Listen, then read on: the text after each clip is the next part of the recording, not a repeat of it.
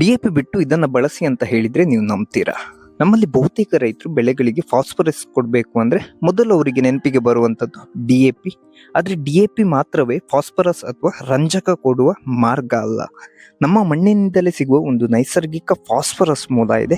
ಅದು ಏನು, ಅದನ್ನ ಯಾವ ಮಣ್ಣಿನಲ್ಲಿ ಬಳಸಿದ್ರೆ ಒಳ್ಳೆಯ ಫಲಿತಾಂಶ ಸಿಗುತ್ತೆ, ಡಿಎಪಿಗೆ ಇದು ನಿಜವಾಗಿಯೂ ಪರ್ಯಾಯವಾಗಬಹುದಾ, ಮತ್ತು ಮುಖ್ಯವಾಗಿ ಎರಡನ್ನ ಒಂದೇ ರೀತಿ ಬಳಸಬಹುದಾ, ಇವೆಲ್ಲವನ್ನ ಈ ವಿಡಿಯೋದಲ್ಲಿ ತುಂಬಾ ಸರಳವಾಗಿ ನೋಡೋಣ. ಅದಕ್ಕಿಂತ ಮುಂಚೆ ನನ್ನ ಚಾನಲ್ ನಿರುತ್ತರವನ್ನ ನೀವು ತುಂಬಾ ಜನ ಇನ್ನೂ ಸಬ್ಸ್ಕ್ರೈಬ್ ಮಾಡ್ಕೊಳ್ಳಿಲ್ಲ, ದಯವಿಟ್ಟು ಮಾಡ್ಕೊಳ್ಳಿ ಅಂತ ಹೇಳ್ತಾ ವಿಡಿಯೋವನ್ನ ಶುರು ಮಾಡೋಣ. ಮೊದಲೇ ಒಂದು ವಿಷಯವನ್ನ ನಾನು ಕ್ಲಿಯರ್ ಮಾಡ್ತೇನೆ. ಅದೇನೆಂದ್ರೆ, ನಾನಿಲ್ಲಿ ಡಿಎಪಿಯನ್ನ ಮುಂದೆ ಹಾಕಬೇಡಿ ಅಂತ ಹೇಳ್ತಾ ಇಲ್ಲ. ಯಾಕಂತ ಹೇಳಿದ್ರೆ ಹೆಚ್ಚಿನವರಿಗೆ ಡಿಎಪಿ ಹಾಕ್ಬೇಕಂತ ಇರ್ತದೆ. ಆದ್ರೆ ನಾವು ಸಾವಯವ ಕೃಷಿ ಮಾಡ್ಬೇಕಂತ ಇರುವವರಿಗೆ ಡಿಎಪಿ ಬದಲು ಯಾವುದನ್ನ ಬಳಸಬಹುದು ಅನ್ನುವಂಥದ್ರ ಒಂದು ಮಾಹಿತಿಯನ್ನ ಇಲ್ಲಿ ನೀಡ್ತಾ ಇದ್ದೇನೆ. ಡಿಎಪಿಯಲ್ಲಿರುವ ಫಾಸ್ಫರಸ್ ಸಸ್ಯಕ್ಕೆ ಒಂದು ತುಲನಾತ್ಮಕವಾಗಿ ಬೇಗ ಲಭ್ಯವಾಗ್ತದೆ.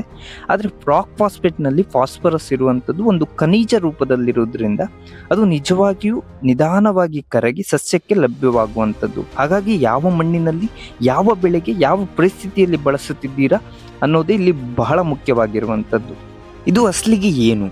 ನೀವೀಗ ಸ್ಕ್ರೀನ್ ಮೇಲೆ ಏನು ನೋಡ್ತಿದ್ದೀರಾ, ಈ ವಸ್ತುನೇ ರಾಕ್ ಫಾಸ್ಫೇಟ್. ಇದು ಯಾವುದೋ ಹೊಸದಾಗಿ ತಯಾರಿಸಿದ ಒಂದು ಕೆಮಿಕಲ್ ಕಾಂಬಿನೇಷನ್ ಅಲ್ಲ, ಬದಲಾಗಿ ಭೂಮಿಯಲ್ಲಿರುವ ಫಾಸ್ಫರೇಟ್ ಮಿನರಲ್ ಇಂದ ಸಿಗುವಂತ ಒಂದು ನೈಸರ್ಗಿಕ ಖನಿಜ ಮೂಲ ಇದು. ಇದರ ಮುಖ್ಯ ಉದ್ದೇಶ ಸಸ್ಯಕ್ಕೆ ಫಾಸ್ಫರಸ್ ಒದಗಿಸುವಂಥದ್ದು. ಫಾಸ್ಫರಸ್ ಅಂದ್ರೆ ಸಸ್ಯಕ್ಕೆ ಇದೊಂದು ಸಣ್ಣ ವಿಷಯ ಅಲ್ಲ.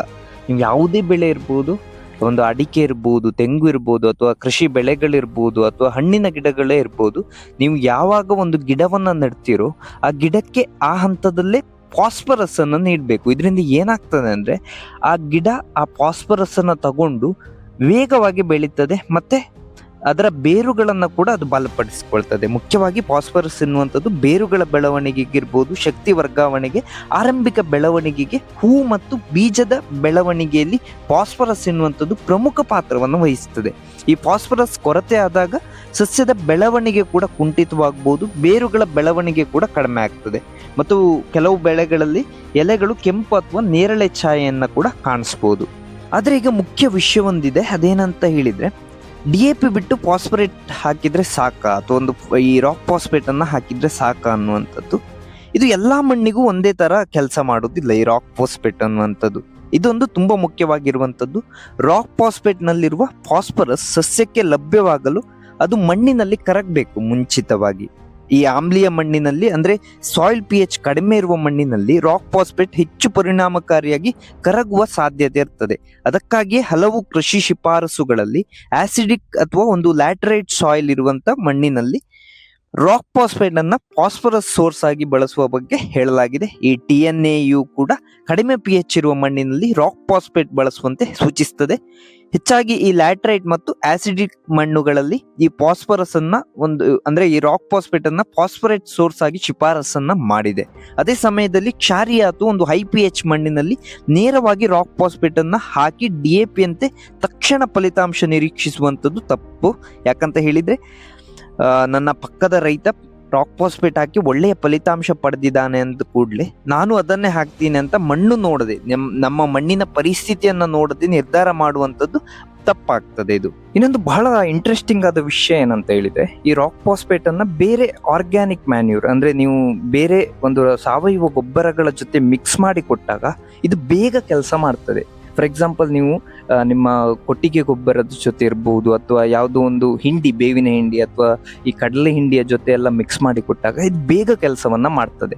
ICAR ಅಧ್ಯಯನಗಳಲ್ಲಿ ಈ ರಾಕ್ ಫಾಸ್ಫೇಟ್ ಜೊತೆಗೆ ಯಾವುದೇ ಆರ್ಗ್ಯಾನಿಕ್ ಮೆನ್ಯೂರ್ ಬಳಸಿದ ಸಂಯೋಜನೆಗಳು ಅಂದ್ರೆ ಒಟ್ಟಿಗೆ ಬಳಸಿದ್ರೆ ಅದರ ಫಲಿತಾಂಶ ಉತ್ತಮವಾಗಿರ್ತದೆ. ಅಂದ್ರೆ ರಾಕ್ ಫಾಸ್ಫೇಟ್ ಒಂಟಿಯಾಗಿ ಹಾಕಿ ಮ್ಯಾಜಿಕ್ ಆಗುತ್ತೆ ಅಂತಲ್ಲ, ಇದನ್ನ ಬೇರೆ ಯಾವುದಾದ್ರೂ ಒಂದು ಸಾವಯವ ಪದಾರ್ಥಗಳ ಜೊತೆ ಮಿಕ್ಸ್ ಮಾಡಿ ಕೊಟ್ರೆ ಇನ್ನೂ ಒಳ್ಳೆಯದು.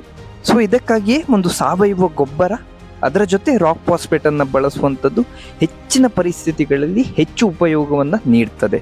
ಹಾಗಾದ್ರೆ ಡಿಎಪಿ ಸಂಪೂರ್ಣವಾಗಿ ಬಿಟ್ಬಿಡ್ಬೇಕಂತ ಕೇಳಿದ್ರೆ, ನಾವೀಗ ಏನು ಮಾಡಿದ್ದೇವೆ ಅಂದರೆ ಹೆಚ್ಚಾಗಿ ಈ ರಾಸಾಯನಿಕ ಗೊಬ್ಬರಗಳನ್ನೇ ಬಳಸಿ ಮಣ್ಣನ್ನು ಹಾಳು ಮಾಡ್ಕೊಂಡಿದ್ದೇವೆ. ಆ ಕಾರಣದಿಂದ ಈ ರೀತಿಯಾದಂಥ ಒಂದು ನ್ಯಾಚುರಲ್ ಈ ರಾಕ್ ಫಾಸ್ಫೇಟ್ ತರಹದ ಒಂದು ಗೊಬ್ಬರವನ್ನು ಬಳಸುವಂಥದ್ದು ಬಹಳ ಒಂದು ಉತ್ತಮವಾದ ಬೆಳವಣಿಗೆ ಅಂತ ಹೇಳ್ಬೋದು. ಇದರಿಂದ ನಮ್ಮ ಮಣ್ಣು ಕೂಡ ಮುಂದಿನ ಪೀಳಿಗೆಯವರಿಗೆ ಒಂದು ಸುರಕ್ಷಿತವಾಗಿರುತ್ತದೆ. ಅದರ ಜೊತೆ ನಾವು ಸಾವಯವವಾಗಿ ಬೆಳೆಯುವಂಥದ್ದೇ ಒಂದು ಉತ್ತಮ ವಿಧಾನ.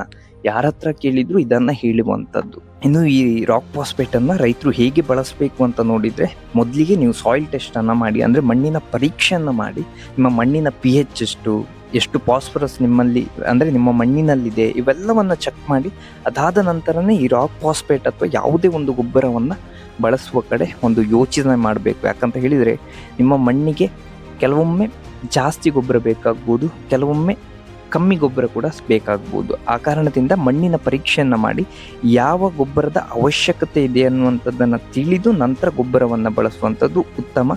ಮತ್ತೊಂದು ಮುಖ್ಯ ವಿಷಯ ಏನಂದರೆ, ರಾಕ್ ಫಾಸ್ಫೇಟನ್ನು DAP ಹಾಗೆ ಕೆಜಿಗೆ ಬದಲಾವಣೆ ಕೂಡ ಆಗ್ಬೋದು. ಯಾಕಂದರೆ ಎರಡರ ಒಂದು ನ್ಯೂಟ್ರಿಯೆಂಟ್ಸ್ ಅಥವಾ ಒಂದು ಪೋಷಕಾಂಶಗಳ ಒಂದು ಅವೈಲಬಿಲಿಟಿ ಒಂದೇ ರೀತಿ ಇರುವುದಿಲ್ಲ. ಅಂದರೆ ಒಂದು ಚೀಲ DAP ಬದಲು ಒಂದು ಚೀಲ ರಾಕ್ ಫಾಸ್ಫೇಟ್ ಹಾಕಿ ಬಿಡೋಣ ಅಂತ ಯೋಚಿಸುವಂಥದ್ದು ತಪ್ಪು. ಇದು ಯಾವುದೇ ಕಾರಣಕ್ಕೂ ವೈಜ್ಞಾನಿಕ ವಿಧಾನ ಅಲ್ಲ. ಇದನ್ನ ಬಳಸುವ ರೀತಿ ಕೂಡ ಡಿಫ್ರೆಂಟ್ ಆಗಿರ್ತದೆ. ಇನ್ನೊಂದು ವಿಷಯ ಏನಂದ್ರೆ, ರಾಕ್ ಫಾಸ್ಫೇಟ್ ನಿಧಾನವಾಗಿ ಫಾಸ್ಫರಸ್ ಅನ್ನ ರಿಲೀಸ್ ಮಾಡುವುದರಿಂದ ಇದು ಮುಂದಿನ ಬೆಳೆಗಳಿಗೂ ಕೂಡ ರೆಸಿಡ್ಯೂಯಲ್ ಬೆನಿಫಿಟ್ ನೀಡುವ ಸಾಧ್ಯತೆ ಹೊಂದಿದೆ.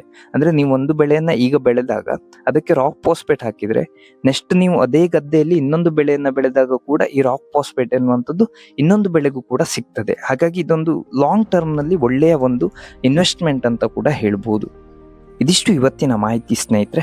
ಅತಿಯಾಗಿ ರಾಸಾಯನಿಕ ಗೊಬ್ಬರವನ್ನು ಬಳಸುವ ಬದಲು ಈ ರೀತಿಯಾದ ಒಂದು ಸಾವಯವ ಗೊಬ್ಬರಗಳನ್ನು ಬಳಸುವಂಥ ಕಡೆ ನಮ್ಮಲ್ಲಿ ಹೆಚ್ಚಿನವರು ಮುಂದಾಗಬೇಕು ಅನ್ನುವಂಥ ಒಂದು ದೃಷ್ಟಿಯಿಂದ ಈ ವಿಡಿಯೋವನ್ನು ನಾನು ಮಾಡಿದ್ದು. ಹಾಗಾಗಿ ನೀವು ನೆಕ್ಸ್ಟ್ ಟೈಮ್ ಏನಾದರೂ DAP ಬಳಸಬೇಕು ಅಥವಾ ಒಂದು ಫಾಸ್ಫರಸ್ ಮೂಲವನ್ನು ಬಳಸಬೇಕು ಅಂತ ಇದ್ದರೆ ರಾಕ್ ಫಾಸ್ಫೇಟನ್ನು ಬಳಸಿ ಅಂತ ಹೇಳ್ತಾ, ಅಂತಿಮವಾಗಿ ಈ ಗೊಬ್ಬರವನ್ನು ಆಯ್ಕೆ ಮಾಡೋದು ಅಂಗಡಿಯವನ ಮಾತಿನ ಮೇಲೆ ಅಲ್ಲ, ನಿಮಗೆ ಯಾವುದು ಮುಖ್ಯ ಅದನ್ನು ನೀವು ಆಯ್ಕೆ ಮಾಡಿ ನಿಮ್ಮ ಮಣ್ಣಿಗೆ ಒಳ್ಳೆಯ ಗೊಬ್ಬರವನ್ನೇ ಹಾಕಿ ಅಂತ ಹೇಳ್ತಾ ಈ ವಿಡಿಯೋನ ಇಲ್ಲೇ ಮುಗಿಸ್ತೇನೆ.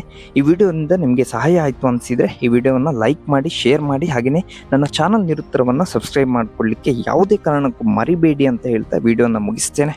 ಧನ್ಯವಾದಗಳು.